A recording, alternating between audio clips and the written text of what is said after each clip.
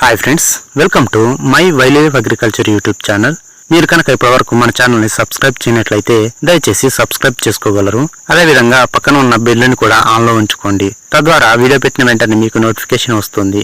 మీరు already subscribe చేసిన వారైతే వీడియోని లైక్ చేయగలరు. ఇప్పుడు మనం టాపిక్ లోకి వచ్చినట్లయితే ప్రస్తుతం మిరప పసుపు కలర్ లోకి మారిపోవడము మనము చాలా గమనిస్తూ ఉన్నాము. మిరప ఈ విధంగా మారడానికి చాలా రకాల కారణాలే ఉంటాయి. అందులో ప్రధాన కారణాలు చూసుకున్నట్లయితే మొదటిది వాతావరణంలో మార్పుల వలన, అనగా వర్షం ఎక్కువ పడినా గాని, పొగమంచు ఎక్కువ స్థాయిలో కురిసినా గాని ఈ విధంగా మొక్కలు పసుపు కలర్ లోకి మారిపోతూ ఉంటాయి. ఇక రెండవ కారణం చూసినట్లయితే పోషకాల లోపం వలన ఈ విధంగా జరుగుతుంది.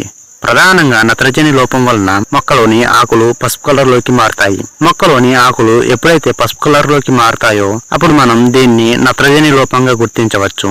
ఈ లోపం నివారణకు గాను మనం నత్రజని సంబంధిత ఫెర్టిలైజర్స్ కింద అందించడం గాని, మరియు పంట పైన నానో యూరియా లేదా 319 లాంటివి స్ప్రే చేసుకోవడం వలన ఈ సమస్యను అధిగమించవచ్చు.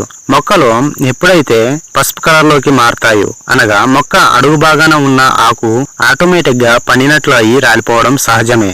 కానీ మొక్క పై స్థాయిలో ఉన్న ఆకు ఏదైతే ఉందో అది కూడా పసుపు కలర్ లోకి మారినట్లయితే దీన్ని మనము సమస్యగా గుర్తించి తగు నివారణ చర్యలు చేసుకోవాల్సి ఉంటుంది.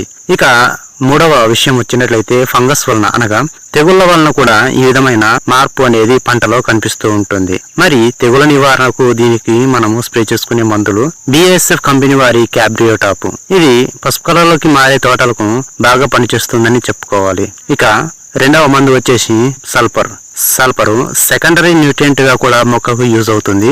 అదే విధంగా తెగులు నివారణకు కూడా ఎంతగానో ఉపయోగపడుతుంది. సల్ఫర్ ని కూడా స్ప్రే చేయడం వల్ల మనం ఈ సమస్యని అధిగమించవచ్చు. మీకు ఈ వీడియోలోని ఏమైనా సందేహాలు ఉంటే దయచేసి కామెంట్ లో తెలపగలరు. నేను తప్పకుండా రిప్లై ఇస్తాను. వీడియోను చివరిదాకా చూసినందుకు ధన్యవాదములు. Thank you for watching this video. Thank you.